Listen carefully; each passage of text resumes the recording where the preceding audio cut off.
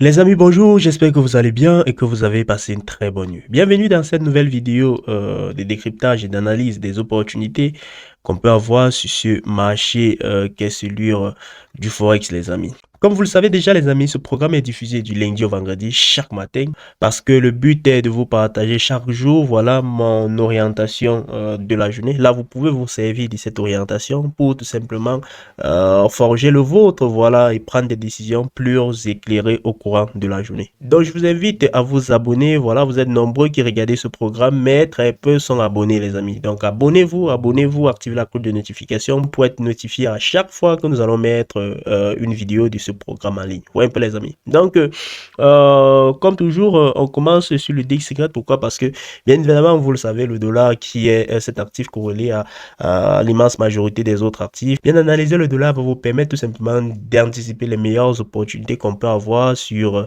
toutes les paires forex majeures et sur d'autres classes d'actifs. Ouais, donc, il est important de commencer toujours par le dollar lors des séances d'analyse. Maintenant, pour ce qui est du dollar, les amis, vous pouvez remarquer que depuis quelques jours, on est vraiment figé vers là. Donc, il y a vraiment une certaine résistance à ce niveau, très importante. Et une résistance qui faisait office également de zone d'imbalance. Vous voyez le marché là comblé là. Voilà. Hier, ce qu'on a eu, c'est la publication des données de l'inflation aux États-Unis qui ont montré que l'inflation est plutôt vraiment en chute. Voilà, aux États-Unis, on est des environs de 2,7%. Pourtant, le marché s'attendait voilà à ce que les données montrent une inflation plutôt à 3,1%, les amis. Donc, à la publication de ces données, voilà, le DXY a fortement chuté, mais très rapidement il a repris sa hausse, voilà. Mais les niveaux qu'il faut pour moi suivre, premièrement, c'est cette zone, voilà. Et il y a également cette zone fétiche des fibos qu'on a depuis pris, vous le savez. La zone fétiche des fibos de cette dernière structure baissière. Voilà, donc la zone fétiche des fibos, elle est là. Voilà, donc il y a d'abord ce niveau qu'il est question de surveiller. Ouais, c'est ce niveau d'imbalance ici qui joue ce rôle de récent depuis un bon bout de temps qu'il est vraiment intéressant de surveiller. Et par la suite, il y a cette ligne de tendance. Vous voyez, cette baisse-ci, elle a été accompagnée par cette belle ligne de tendance. Ne dites pas que mon graphique est beaucoup sale, mais les amis, ce sont des outils qu'à chaque fois on a ajouté lors de ces différentes séances d'analyse. Vous voyez, donc cette ligne de tendance ici, elle a accompagné la baisse, voilà, depuis les sommets à ce niveau. Vous voyez, donc il y a cette ligne de tendance ici qu'il va falloir beaucoup surveiller. Voilà, donc cette ligne de tendance ici.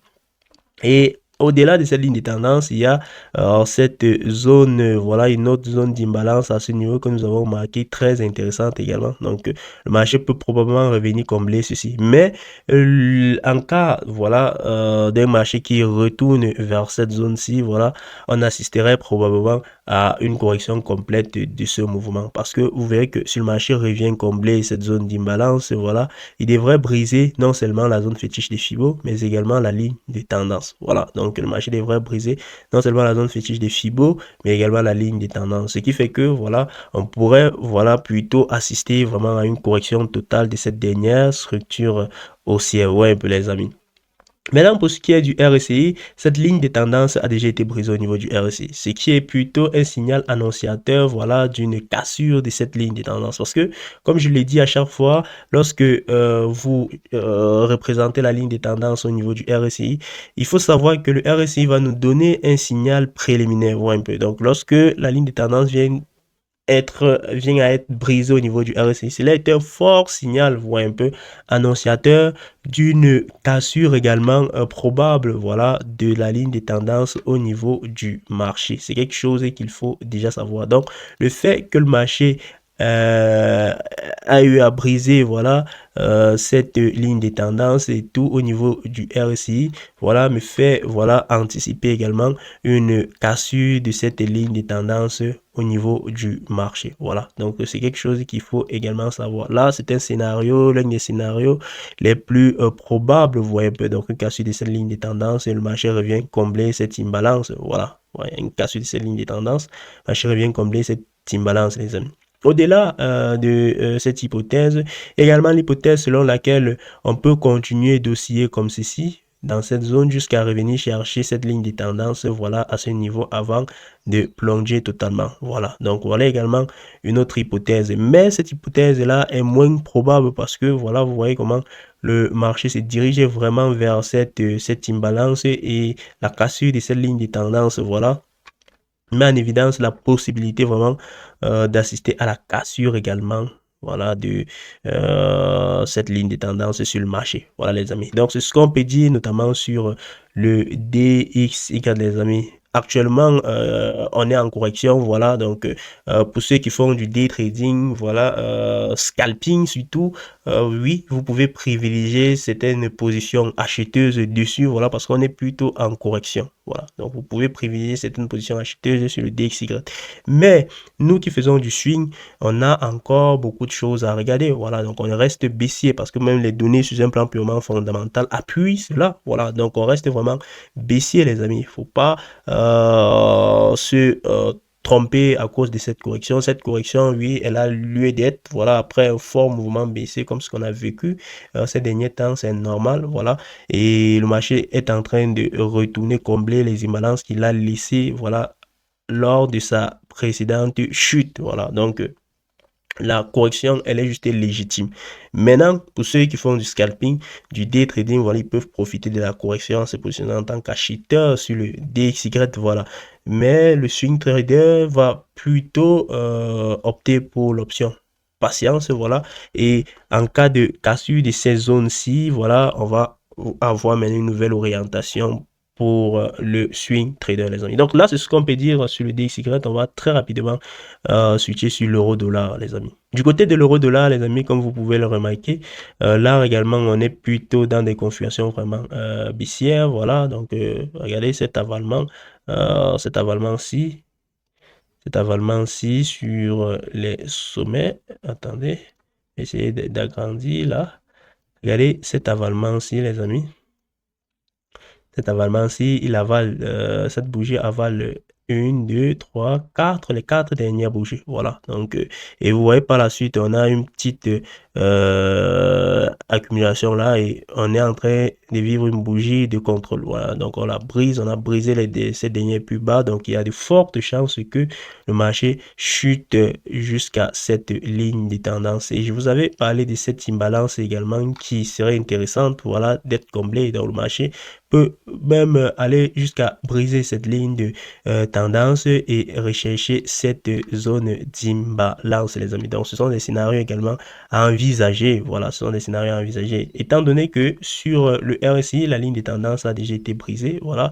Ouais, la ligne de tendance a été brisée et regardez, le marché est perché vers où? La zone de neutralité du RSI. Donc, il y a de très fortes chances, voilà, que le marché revienne tester vraiment cette zone de neutralité du RSI aujourd'hui. Voilà, donc il y a de très fortes chances que la chute soit plus poussée et qu'on revienne vraiment tester cette zone de neutralité du RSI, les amis. Donc, pour ce qui est de l'euro-dollar à très court terme, l'idée, voilà, va être de vendre en tout cas l'euro-dollar, question de l'accompagner vers cette ligne de tendance, vers probablement par la suite cette zone d'imbalance qu'il faut combler. Voilà, donc ça c'est l'orientation à très court terme, donc du swing, du scalping ou du day trading. Maintenant pour ce qui est du swing trader, voilà, il devrait attendre voilà la réaction du marché dans ces zones-ci là, voilà, dans ces zones avant de prendre probablement des décisions par la suite, parce que je vais noter qu'on reste tout de même haussier, voilà, on reste tout de même haussier sur l'euro-dollar les amis. Donc là, c'est ce qu'on peut dire sur l'euro-dollar. On va très rapidement prendre une autre paire de devises, notamment l'USD JPY. Du côté de l'USD JPY, les amis, on a quelque chose de limpide. Je me rappelle hier, lors du cours avec l'un des étudiants et tout, on avait cette configuration et on faisait ces projections et tout. Donc, je lui disais qu'il y a des très fortes chances, voilà, étant donné que la zone fétiche a été brisée, on est revenu tester la zone fétiche, il y a de très fortes chances qu'on corrige tout ce mouvement. C'est pourquoi vous voyez la flèche, on a indiqué la flèche vers ce niveau, voilà, et tout. Et vous verrez que On est dans une configuration également tellement limpide ici parce que on trade depuis cette configuration en triangle sur les sommets. Voilà, on trade cette configuration en triangle sur les sommets. Voici, on avait ce niveau comme niveau du support et voilà la résistance qui vient encore d'être touchée. Rappelez-vous de cette théorie mettant en avant la mémoire des marchés. Regardez comment le marché est revenu pile poil sur la ligne de tendance, voilà, sur la résistance et a commencé tout simplement à chuter par la suite. Voilà, donc c'est la beauté de l'analyse technique, voilà, et la beauté de cette théorie mettant en avant la mémoire des marchés, les amis. Donc hier, bien évidemment, on faisait ses prévisions, voilà, parce que lui, il trade également l'USD JPY, les amis. Donc, vous verrez également au niveau du RSI qu'on avait des configurations limpides parce qu'on a brisé la zone de neutralité, on est revenu prendre des forces sur le niveau de neutralité de notre RSI. Donc, il était vraiment question juste de l'accompagner, voilà, de l'accompagner. Et comme vous pouvez remarquer, la hausse a été juste magnifique. Voilà, et on est revenu chercher ceci. Voilà un peu les amis. Donc, là, les objectifs quand même ont été atteints. Voilà les objectifs qu'il fallait pour celui qui fait du day trading sur cette paire de devises ou du scalping. Voilà, l'objectif est atteint, celui de d'accompagner le marché premièrement vers ce dernier sommet. Voilà, ce dernier sommet et également vers cet objectif. Voilà, cette ligne de tendance, cette zone de résistance du marché. Voilà. Maintenant pour celui qui fait du swing trading, voilà. Vous savez, c'est la cassure, voilà la sortie du marché dans cette zone qui peut probablement nous faire rechanger, passer vraiment dans une dynamique haussière parce que actuellement en swing trading, il est préférable de chercher des positions vendeuses sur le dollar. Voilà, donc on n'a pas encore changé de cap, on n'a pas encore changé d'orientation vis-à-vis de cela, les amis. Donc, du day trading, pour celui qui faisait du day trading ou du scalping sur cette paire, bon, je pense que le trade est déjà passé. Voilà, c'est déjà passé en fait. Vous voyez, donc c'était ce mouvement qu'il était intéressant de trader. Voilà, ce mouvement dans le retour pullback et ce mouvement. Et ce mouvement est déjà passé. Donc, vous pouvez juste vous abstenir et attendre voir ce qu'on peut avoir sur les marchés à partir de lundi prochain, les amis. Donc là, c'est ce que nous pouvons dire sur le l'USD JPY. On va terminer cette vidéo en regardant également l'USD CHF. Du côté de l'USD CHF, les amis, déjà, regardez ce niveau de support. Regardez ceci, le marché est pratiquement sur des mêmes niveaux là. Regardez, voilà. Donc on est pratiquement sur des mêmes niveaux là, vous voyez. Et regardez le RSI. Le RSI par contre nous montre plutôt une belle divergence haussière. Voilà, donc on est plutôt haussier du côté du RSI. Vous voyez, donc au niveau du marché, on est calé sur le même niveau. Au niveau du RSI, on est plutôt haussier. Ce qui est un signal, voilà, plutôt d'une probable accélération, petite accélération en tout cas à la hausse. Voilà, et ça entre dans ce qu'on disait sur l'indice du dollar. Actuellement, avec ces configurations qu'on a vues sur l'indice du dollar, il est préférable, surtout pour celui qui fait du trading à très court terme, d'accompagner la correction. Donc, d'acheter le dollar. Et cela consisterait à acheter également l'USD JPY. Voilà, on a marqué cette zone de résistance, voilà ce niveau de résistance comme ceci. Vous verrez que vous pouvez l'acheter vers ce niveau, vous essayez de l'accompagner vers cette zone-ci. Mais n'oubliez surtout pas que il y a cette zone fétiche des Fibo qui reste une zone à forte résistance, ou une zone vraiment à forte résistance, faut pas l'oublier. Et n'oubliez pas également que le RSI est en train de se diriger vers la zone de neutralité. Donc, dans cette zone, le RSI peut tout simplement s'inverser totalement. Donc, il va falloir suivre cela à chaque fois, les amis. Mais, s'il fallait donner une orientation à très court terme dessus, l'idée va être d'accompagner la correction, donc de privilégier les petites positions acheteuses dessus, voilà. Mais en moyen, long terme et tout, donc du swing trading, on est patient. On est patient parce que la tendance reste nettement baissière. Voilà, la tendance reste nettement baissière du côté de l'USD CHF, les amis. Donc là, ce sont des petites orientations qu'on peut privilégier au cours de cette journée des trading. Voilà, sur l'euro dollar, l'USD JPY, l'USD CHF. Ce qu'on va faire, les amis, c'est qu'on va essayer d'aller sur le calendrier économique et d'interpréter les nouvelles qui ont été publiées hier. Regardez s'il y a des nouvelles intéressantes pour cette journée des trading. Donc, sur le calendrier économique, les amis, hier déjà d'abord, il y a les données sur l'inflation aux États-Unis qui ont été vraiment intéressantes. On voit un peu les données montrer voilà cette baisse de l'inflation. On est à 2,7% actuellement contre les 3,1% attendus et les 3% en tout cas de la période précédente. On voit un peu. Donc la trajectoire, voilà, elle est baissière et elle appuie, elle continue d'appuyer l'hypothèse selon laquelle 2026 va être vraiment marqué par une succession de baisses des taux d'intérêt aux États-Unis. Voilà. Avant la nouvelle sur l'inflation aux États-Unis, la Banque d'Angleterre a baissé ses taux voilà, à 13 heures, passant ainsi des 4% à 3,75% comme ce qu'a fait la Réserve fédérale la semaine passée. Voilà, donc de ce côté également, la Banque centrale a assisté à une baisse des taux. On a vu mercredi, avant cette baisse, comment l'inflation au Royaume-Uni avait également un peu chuté, c'est vrai. On reste encore dans des zones critiques, notamment 3,2% d'inflation au Royaume-Uni, mais la chute en tout cas a motivé la Banque d'Angleterre dans cette prise de décision, voilà, dans cette prise de décision et tout. Donc là, ce sont les données qui ont vraiment marqué la journée d'hier et tout. Et pour la journée d'aujourd'hui, les amis, il y a cette donnée PCE Core, donc l'indice des prix à la consommation vraiment des ménages. Voilà, il est généralement qualifié d'indicateur préféré de la Réserve fédérale parce que cette donnée permet vraiment de jauger le niveau d'inflation que supporte le ménage américain. Ouais, un peu. Donc cette donnée vraiment permet de jauger le niveau d'inflation qui est supporté par les ménages et tout. Cette donnée devrait être publiée aujourd'hui, mais pour le compte du mois d'octobre, parce que vous le savez, depuis un certain temps, on avait du mal à avoir accès à ces données. Ouais, des données qui pareil n'étaient plus publiées. C'est aujourd'hui, le 19 décembre, qu'on veut publier les données PCE Core du mois d'octobre. Ouais. Et par rapport aux prévisions, même le marché, on n'a pas investi, n'a pas marqué les petites prévisions et tout.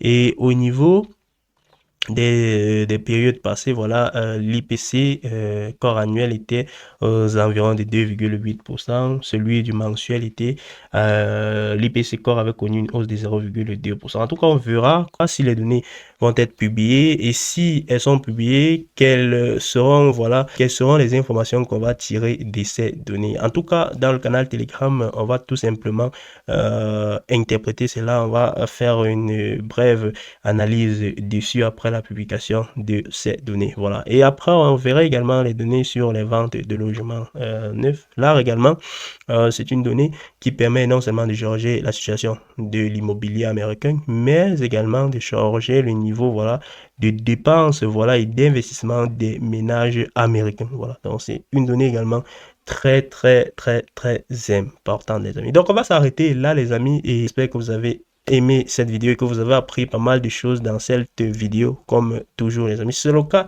n'hésitez pas à me laisser un pouce bleu, abonnez-vous à notre chaîne YouTube et activez la cloche de notification pour ne pas manquer nos prochaines vidéos.